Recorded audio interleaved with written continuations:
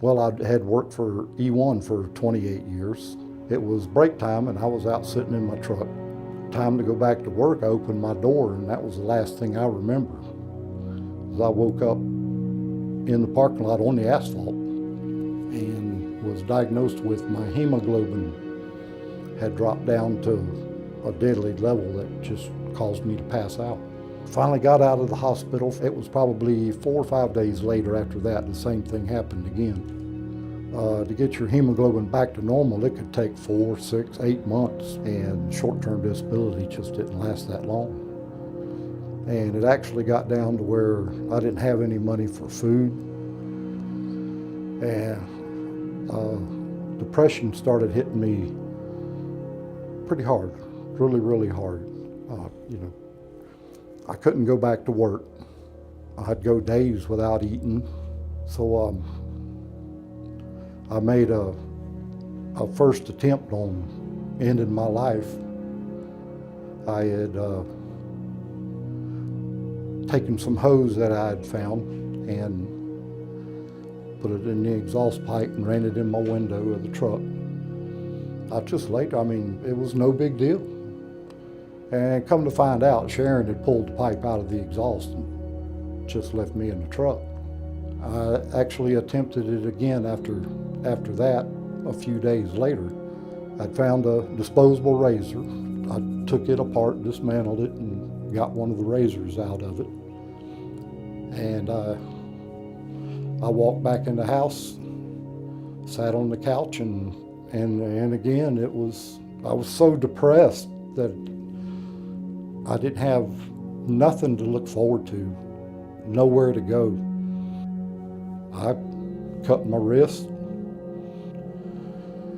And then that's when the good Lord started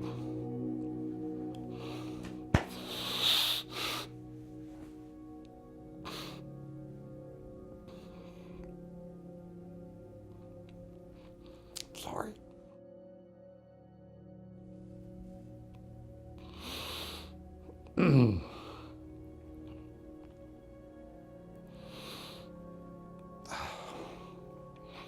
That's when the Lord came back into my life.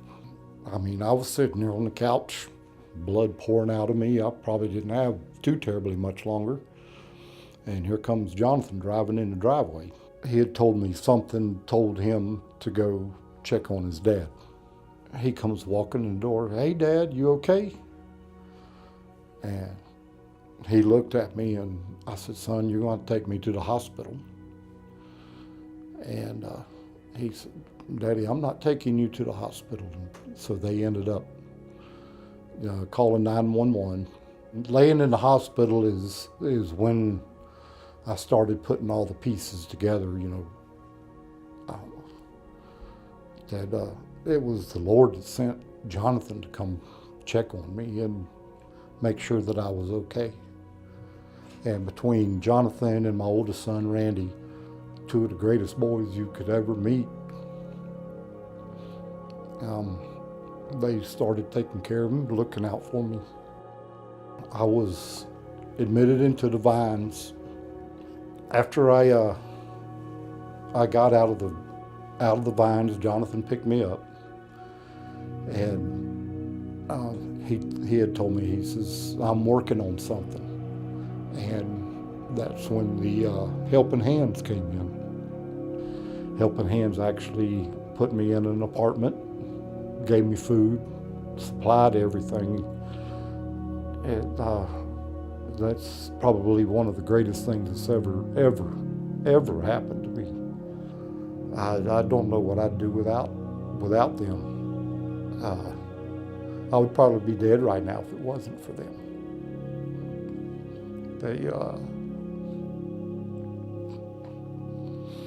They saved my life. They made sure that God was in my life, and through them, oh man, I'm a totally different person. I look so forward to tomorrow.